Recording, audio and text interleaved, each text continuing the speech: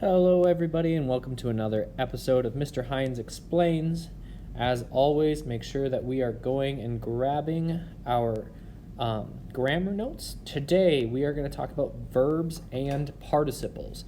Now if you've already, if you're going to write this into your own notebook, then obviously don't use my skeleton notes, but if you would like to use the skeleton notes, you are more than welcome to do that.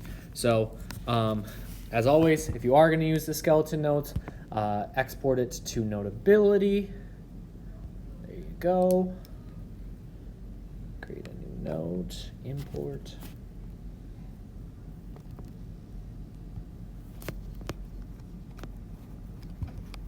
All right. And remember that when you are done with this, please make sure to then submit it to Schoology. So we have one slide, and we are going to work on verbs and participles. Now you might ask me, Mr. Heins, we've already talked about verbs before, and you're technically correct. We have talked about verbs. However, we're going to start diving kind of deeper into them. We're going to talk about the 4 parts of verbs. We're going to talk about different tenses. We're going to talk about irregular verbs and whether we use the word sit or set, for instance. We'll get to that in more later on. But first, we're going to talk about the 4 principal types of verbs. So we have present, or also known as simple present. Come on. Simple present. It is a current one-time action. Basically, easiest way to explain this is that you have something that happens once and it just happened. That's it. So I left, I sat, I slept. We're talking about one particular time. Then you have the simple past, or just past. So you can call it either simple past or simple present, or just present or past.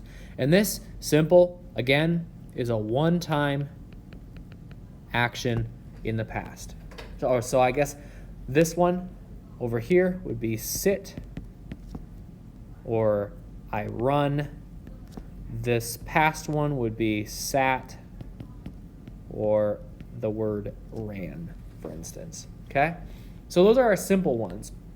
Then we have what we call participles. And these are present participles and past participle. Okay? Now, a present participle is a present verb, something that's happening currently that is still going on. So if we take our word sit, we would change it to I am sitting, or run to I am running. It's currently happening. I'm currently running. Well, obviously I am currently sitting, but now past participle, you have a past, either something that's going on in the past, I'll show you what I mean in a second, or completed action. So, taking a different word, if I say I look, I have looked, for example, or let's say I write, I have written. Okay?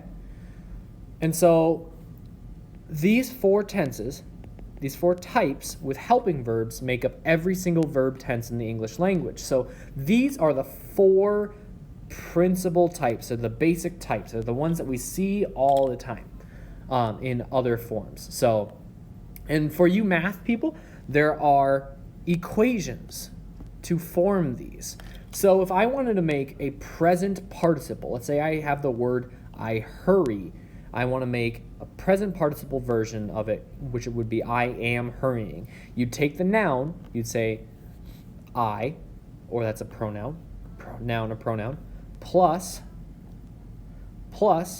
you have a to be verb. So that's our word am here.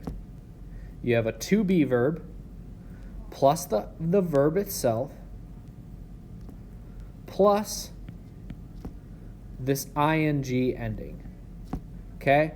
So I am hurrying. Another example, if we wanted to make our own example here, we would say he is a verb, walk, plus ing. He is walking. Okay? Now, if we want it to be in the past, we have the word I decided. We want to make that a past participle. We have the noun again, I. We have a version of to have verb. So I have, she has, they have, plus the verb, decide, plus any other ending.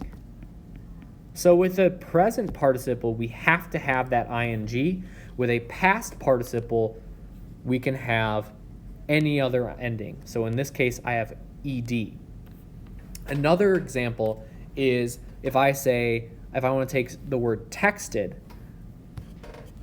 I have my noun or pronoun, she.